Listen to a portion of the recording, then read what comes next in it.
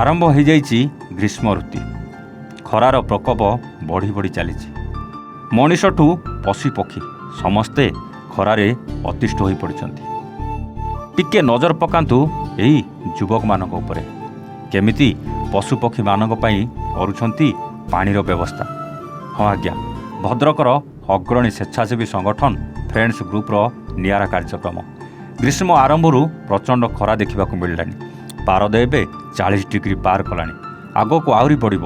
ପ୍ରଚଣ୍ଡ ଖରାରେ ବୁଲା ଗୋରୁ ଗାଈଙ୍କ ପାଇଁ ପାଣିର ବ୍ୟବସ୍ଥା କରିଛନ୍ତି ଭଦ୍ରକର ଅଗ୍ରଣୀ ସ୍ୱେଚ୍ଛାସେବୀ ସଂଗଠନ ଫ୍ରେଣ୍ଡସ୍ ଗ୍ରୁପ। ଆଜିକୁ 4 ବର୍ଷ ହେବ ଫ୍ରେଣ୍ଡସ୍ ଗ୍ରୁପ ପରିବାରର ଏକ ନୂତନ ଛୋଟିଆ ପ୍ରୟାସଟିଏ ଆରମ୍ଭ କରିଥିଲା। ଗ୍ରୀଷ୍ମ ଋତୁରେ ପ୍ରବଳ ଖରା ହେବା ହେତୁ ନଈ, ନାଳ, ପୋଖରୀ ଏବଂ ନଦୀ ଦିନକୁ ଦିନ ଶୁଖିଯାଉଛି। ବୁଲା ପଶୁପକ୍ଷୀ ଗାଈ ଗୋରୁ ପାଇଁ ବହୁ ଅସୁବିଧାର ସମ୍ମୁଖୀନ ହୋଇଥାନ୍ତି। ଏହାକୁ ଦେଖି ଫ୍ରେଣ୍ଡସ୍ ଗ୍ରୁପ ପରିବାର ତରଫରୁ ଭଦ୍ରକ ବରପଦାଠାରେ କିଛି ଅଞ୍ଚଳରେ ନୂତନ ପାଣିକୁଣ୍ଡ ରଖିଥିଲେ।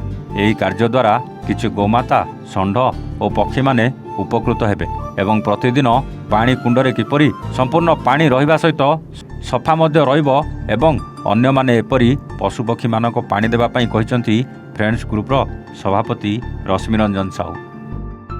ଭଦ୍ରକରୁ ସୁବ୍ରକାନ୍ତ ରାଉତରାୟଙ୍କ ରିପୋର୍ଟ, ଏ ୱାନ୍ ଓଡ଼ିଶା।